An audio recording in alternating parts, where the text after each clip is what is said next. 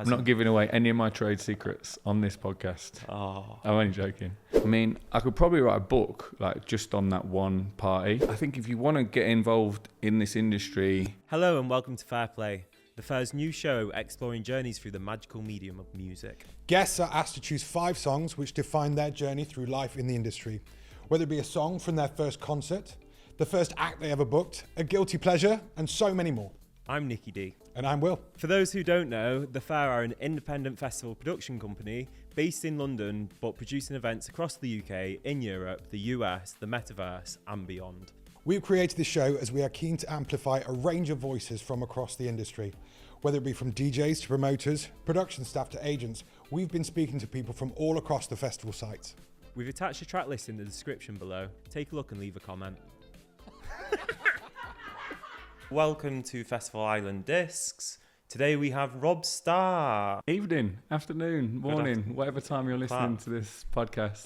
Cue clap from studio audience. So do you want to talk to us about who you are and what you do? I am a pub owner, a festival promoter, and I need to think of a third really interesting thing that I do as well, but they're my 2 main things. Okay. I'm a serial podcaster as well. A serial podcaster. Yeah. Okay, I now feel so much less special.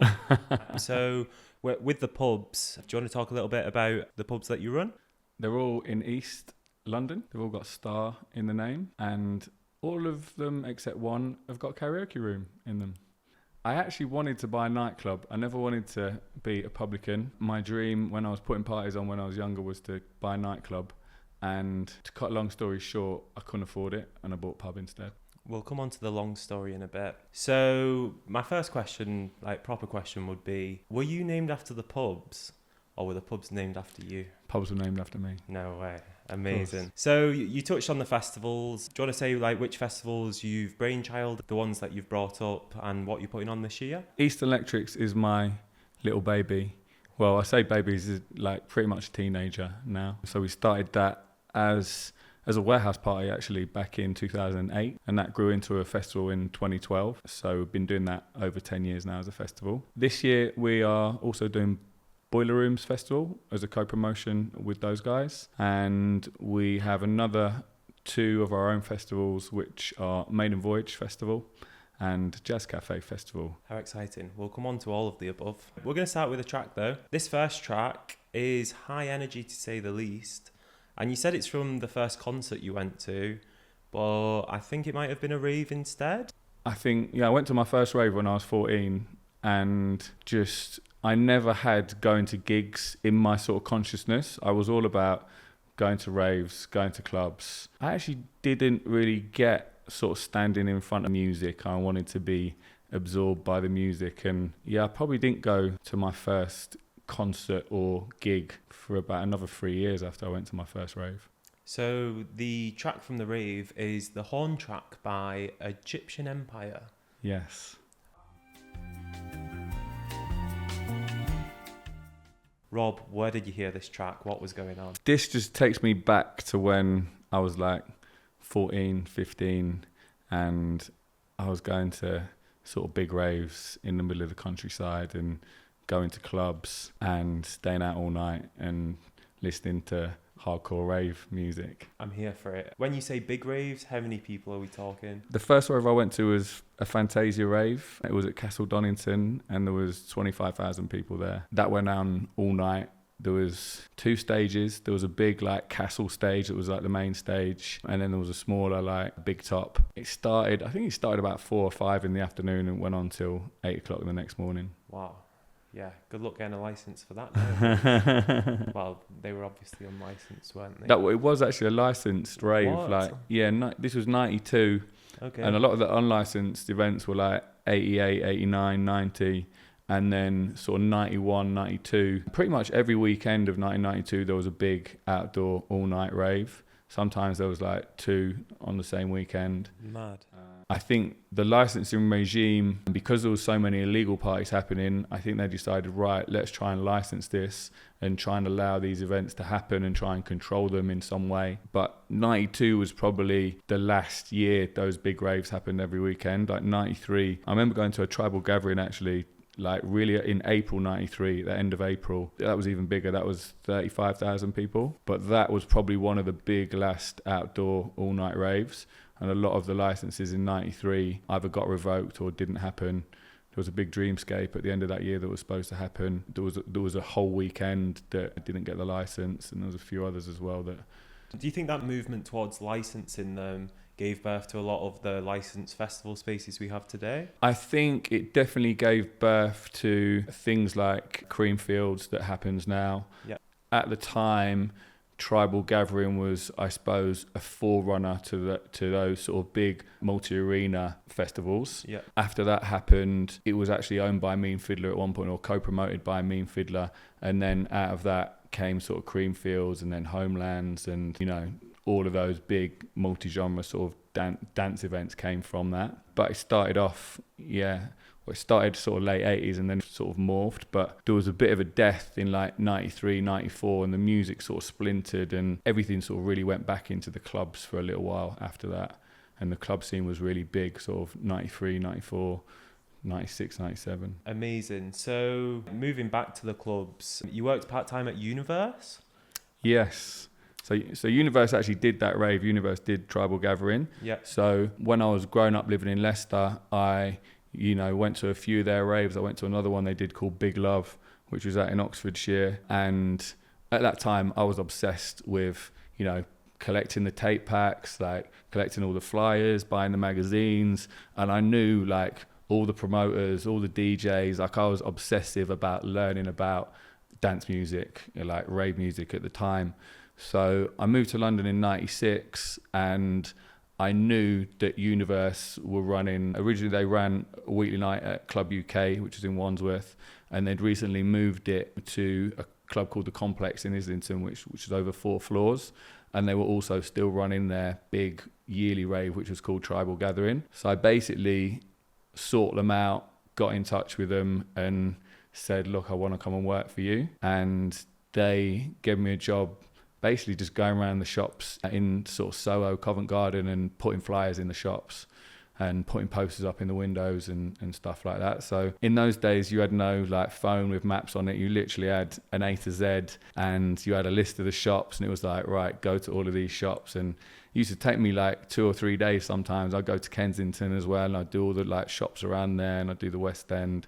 So that was my first introduction into the club scene. So much more like footwork compared to like social media now. Yeah. But also like the flyers were so much more interesting. After Universe, you went over to Home. Do you want to talk a little bit about what that was like? Yeah, so unfortunately Tribal Gathering didn't happen in, I think it was 98, and Creamfields sort of replaced it. Creamfields came down, which was Darren Hughes and James Barton, and they did a big event at the Matley Bowl.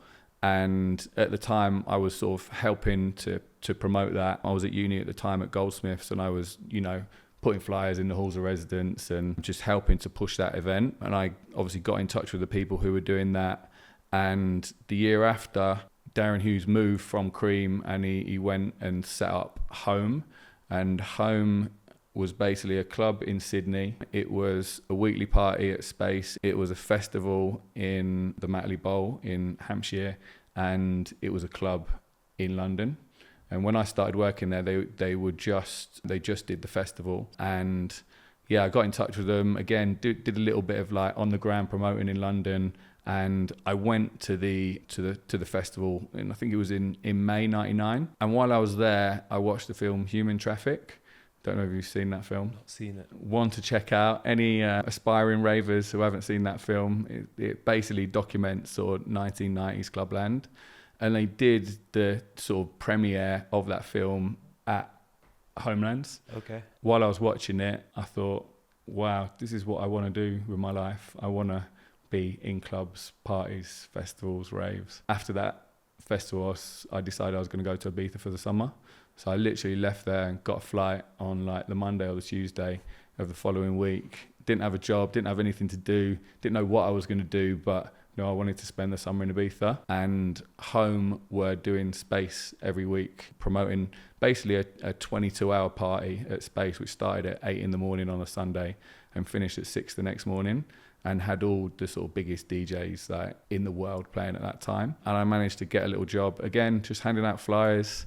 And that's what, in the 90s, that's what you had to do if you wanted to break into this industry. You had to get your flyers and you had to hand them out to people or put some posters up. And so that's what I did for that summer in Ibiza. And when I came back, Home were opening in the September that year, they were opening their club in Leicester Square. With Home, I was reading about Paul Oakenfold's impact on the music programme in there. I also read about its demise. Could you shed any light on how it came to end? I mean, it was a club in Leicester Square, which in hindsight probably wasn't the best place to put like a fairly underground like dance music venue, or super club as it was called. Yeah. And it operated over 7 floors. There was a private members bar, there was a sort of high-end restaurant, there was a cafe on the ground floor, there was like 4 levels of the club. And so it was a big operation. And for a big operation in Leicester Square, that obviously means they had big costs. The rent was high, the rates were high, like the cost to run the place was really big. And they were promised by the council that they would get a 6 a.m. license.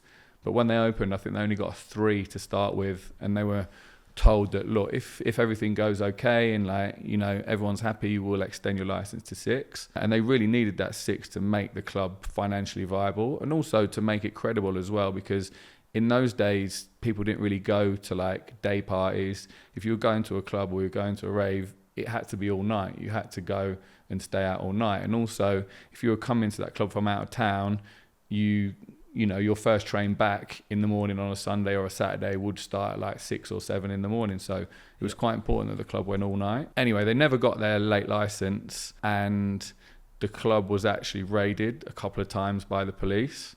I remember one of those times it was raided. Basically, somebody in the club, it was a woman PC who was on the undercover team, and she was given a tab of ecstasy by a customer in the club.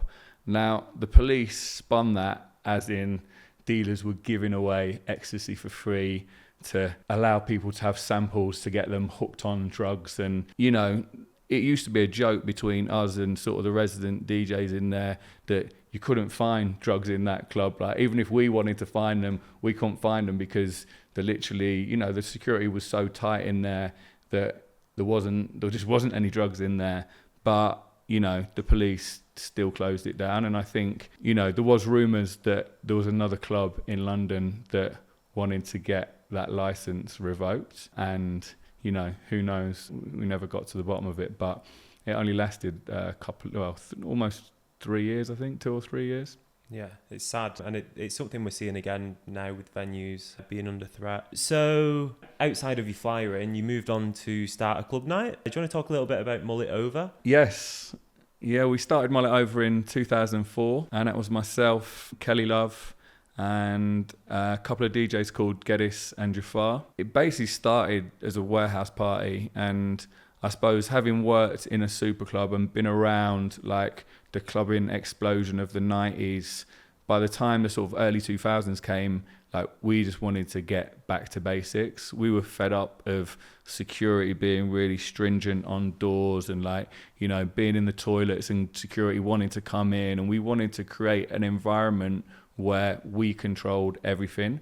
We controlled the sound system, we controlled the security, we controlled the lighting, and in a space that felt like it was raw, that wasn't like a polished club. So we started doing illegal warehouses, basically. So we'd take over warehouse spaces, we'd put the sound in, we'd put the toilets in. We wouldn't book any big name DJs. Like, we didn't really do much promotion. Pretty much it was all sort of word of mouth. We didn't announce the venue. You had to ring a phone number and find out where it was.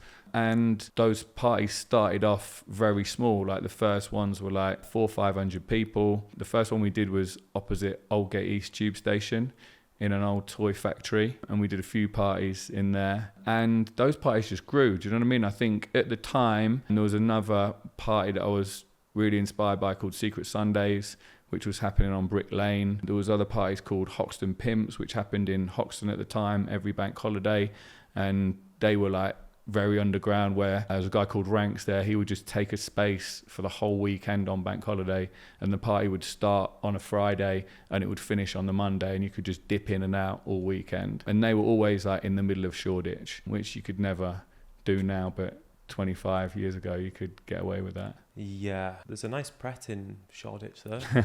There is a nice Pret now, yeah. I still occasionally go to Secret Sundays parties, but I didn't know they started so long ago. I've got to ask, like, Mullet Over, the name, like, how did that happen? Stuart Geddes, my partner on that party, he came up with that name, and I always like to think it was because at the time a lot of people in Shoreditch had mullet haircuts, so we used to pretend it was a like sort of play on the fact that the mullets were done and like, you know, that sort of style of haircut was over. But being the DJ and being the thinking man that he is, he says it's like to think about stuff, to consider, to like think about putting on a good party or selecting a good tune, or, you know, so it's about thinking about stuff. Okay, being intentional. Yeah. Okay. Yeah, having a purpose, I suppose, or a vision, or like creating something. I like both sides of it. Both Yeah, me sides too. work. Okay, so from there, you touched on it earlier, Eastern Electric started as a warehouse party, but the first festival, not in a warehouse setting, was in 2012. Do you want to talk a little bit about the lead up to that, and what things you faced, what made it difficult, and how you felt afterwards? I mean, I could probably write a book like just on that one party. Why don't you? I've not got time. Okay. Maybe one day. We'll talk after. It'll probably be a chapter. Okay. But yeah, I mean, as I said before, that party started in 2008, and we were very intentional about it wanting to be a festival. But at that time, well, there wasn't any electronic music festivals playing the music that we played, which it was the sort of deeper, techier sort of house and techno sounds. And so the reason there wasn't, because there wasn't really an audience big enough for it at the time. So what we wanted to do was start a party that we could grow and build, and we could really build the audience to create this festival. So we did a series of parties for almost 4 years to like build that audience and build the demand and, you know, build the following for Eastern Electrics. So it meant when we did finally come to put that festival out, we already had a big mailing list of people, and I think when we announced it, we sold like about 6,000 or 7,000 tickets. And originally that party was supposed to be on Clapham Common, and we'd done a deal with the guys who did Lovebox Festival at the time, and it was the year of the Olympics, and they were going to do a big series of events on Clapham Common. Elton John was going to headline one of them, we were going to do one of the days, and they hadn't quite finalised the licence, but being eager young kids and just wanting to do a festival, we were like, oh, we'll put our tickets on sale because we don't want to miss the boat, and we want to like get everyone behind it, which we did. We sold a lot of tickets, and about a month or 2 months after that, I think they didn't get Elton John. They decided not to do the show, and we were left with all these tickets being sold but no venue. So, you know, that wasn't something that was uncommon to me. When I did the warehouse parties,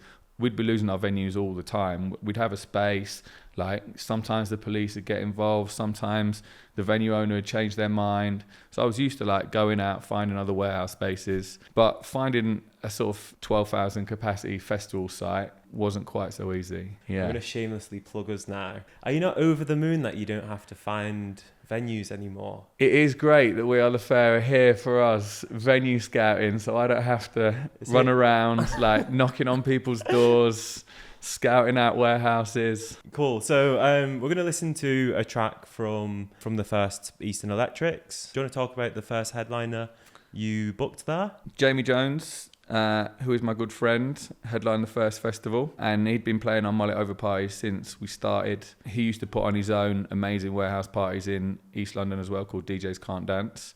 So he was like the perfect headliner for us. He just sort of started to get big, and he had this massive track which was a remix of Azarian Third, Hungry for the Power, who also performed live at the festival. Play the track. So we're going to go from the first festival that you put on, Eastern Electrics, to the first time you saw your favourite band or singer. Do you want to talk a little bit about this one? Yeah. Prince is my favourite singer, basically. I've only seen him live 4 times. Only, yeah. I wasn't really a gig goer. I think, as I said before, I didn't really go to like concerts, so I never saw him in like the 90s or really the early 2000s. Obviously, he was at his peak really like late 80s, and that's when I first sort of heard his music. I remember my mum bought me a little like stereo when I was probably like, would have been like 8 or 9 years old, something like that. Like every kid, like back then, I used to religiously like tape my favourite songs from the top 40. So I'd be listening on a Sunday, I'd put a little tape in, I'd press record when my favourite song came on, because unlike now, like, you know, where you can just press your favourite song on Spotify, then like if you really liked a song, unless you bought it, like you wouldn't have any access to it. You couldn't just dial it up and listen to it. So I'd always tape those songs. And I remember hearing Sign of the Times, and I was just blown away by like the music and the lyrics. And I didn't really understand what the lyrics were about because I was quite young, but I think I just liked the way like it felt and the way it moved me. And I was like, yeah, this guy's cool. What is it about Prince that you love? I think I just love the way he melds like loads of different styles of music together. You know, the lyrics that he comes up with, his songwriting, he is just such a versatile performer. And when you see him live, for me, he's like nobody else. He's got so many hits. Sometimes he'll just play like a small part of like one of his tunes and just tease you with it, and he'll go straight into another one and straight into another one. Sometimes he'll play for like 3 hours and then he'll finish, and then he'll do an after show party and he'll play for another like 3 hours.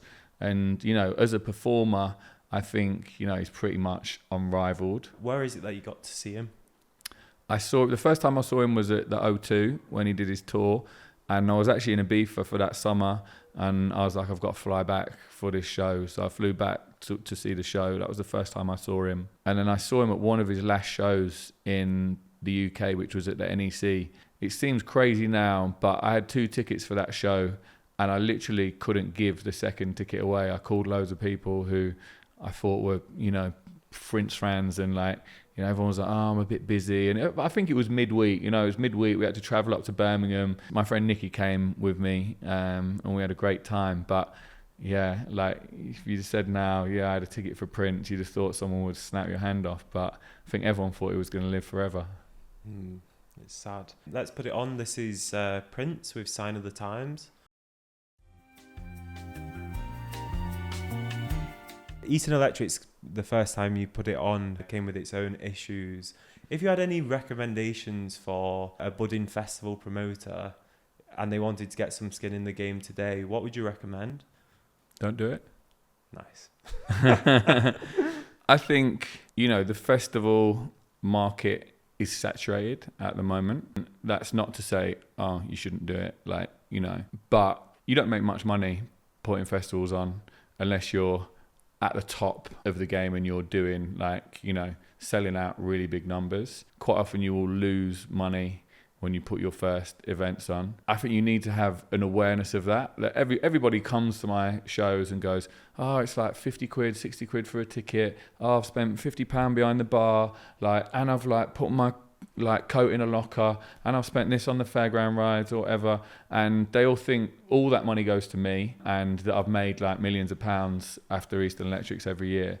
But that's not the reality. And I think anyone who's entering this industry, like, firstly, should probably sit down with somebody who does festivals and talk about the economics. I think if you're doing it, you should be doing it for a purpose. You should be like filling a gap in the market and doing something that's different to what everybody else is doing. Because if you just want to do the same thing that somebody else is doing, then there's no point really. Do something that's different, do something. I mean, the whole reason we started at Eastern Electrics, and it sounds crazy now because there's so many like electronic music festivals that play similar music, but nobody was playing that music, and that's why we started it.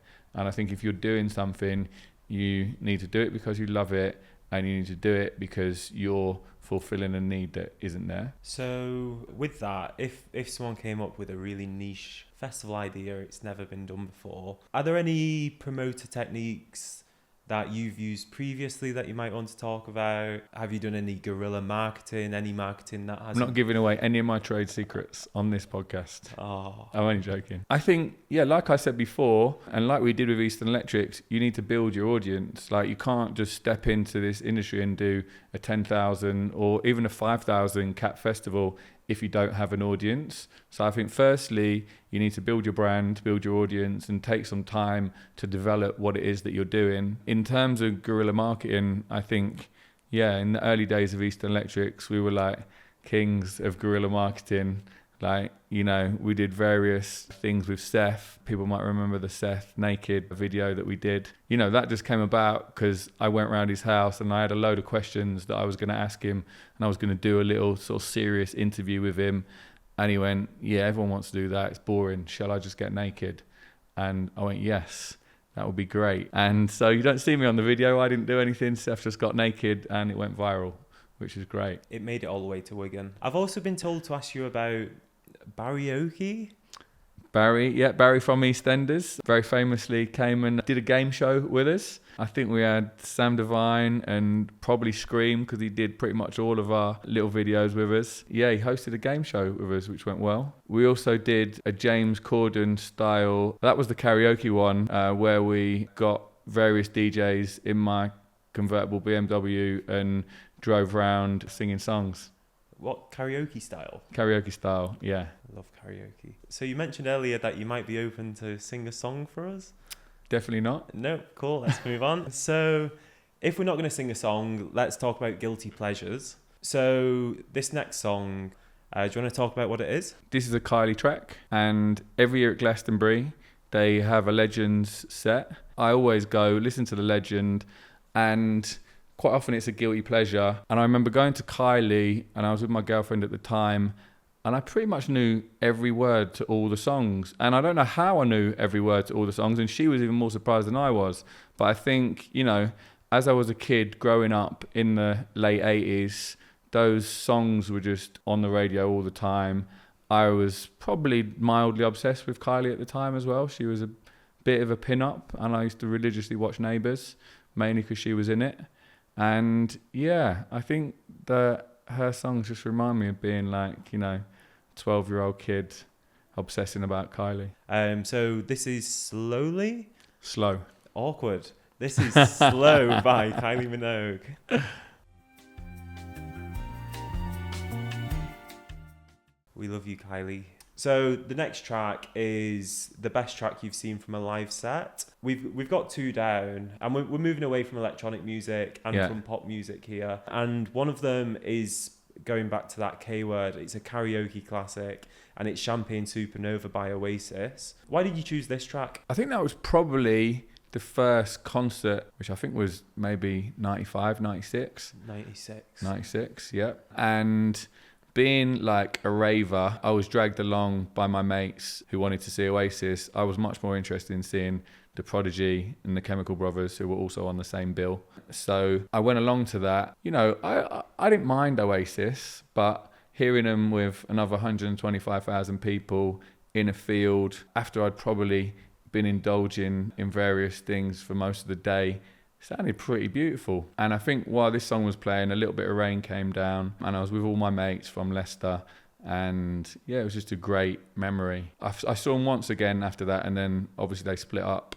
So yeah, I'll always remember. I'm always interested in how many people have said Nebworth is such a key pillar of the like coming of age, so to speak. Yeah. No one's really spoke about The Prodigy being all Chemical Brothers. Do you want to talk a little bit about that? Was that as well received by all of the crowd, or? I can't imagine it was. I think the Chemical Brothers played earlier in the day. I think the Bootleg Beatles played first and the Chemical Brothers won after. You know, at that time, the Chemical Brothers weren't as big a like live act as they probably are now. Do you know what I mean? And they they'd recently been at the Dust Brothers, and they were just sort of coming to prominence. Yeah, the Prodigy had, you know, morphed from this rave act, like playing all the sort of raves like 91, 92, into this sort of more sort of hybrid rock dance act. And it did go off when the Prodigy played. I think some Oasis fans obviously didn't get it, but I remember us going right down as far towards the front as we can get. We were just there, like, just bouncing around. And I enjoyed the Prodigy more than I enjoyed Oasis, but obviously we were there to see them. It's something I've had quite a lot previously at Glastonbury's. Like when I've been with school friends, like some people are strictly guitar people, some people like the Southeast corner, and yeah, like it's always fun. But I think it's a good thing and it's a fun thing, taking people to different things. Totally. And with an open mind, just being like, wow, I never would have chosen this. But now I'm seeing Mongolian throat singing at Sidmouth Folk Festival. So you chose another one from a live set. This one is This Song Is About You by The Enemy. Do you want to chat a little bit about that? I mean, I'd probably get lynched by my mates from Leicester for choosing this because, you know, they're a band from Coventry who in football terms are one of our biggest rivals. And Kasabian are our sort of local rock band to sort of get behind, who I do love, but I don't know, there's something about The Enemy and their songwriting that sort of speaks to me. And I think when you listen to lyrics of songs and they talk to you and you do think, yeah, this song is about me. Do you know what I mean? This song could be about where I grew up and about my mates and the things that I went through. You know, they've got another song, We Live or Die in These Towns. They just speak to me, do you know what I mean? And not only that, their music is amazing, like their songwriting is amazing. And when you hear it live, I think the first time I heard them live was actually at Glastonbury. Yeah, they've just got such like power and emotion when they're on the stage. And when I heard them again, I think it was their last gig at the Forum in Kentish Town, and everybody was just singing the lyrics to this. When the gig had finished, like obviously when they played this song, people were like singing it, but when the gig had finished, probably for like 10, 15 minutes, nobody left the concert. Everyone was just there, even when they were walking out, when everyone was going down the street, and I can still hear people singing it in my head now. Do you know what I mean? It was one of those like really special like gigs.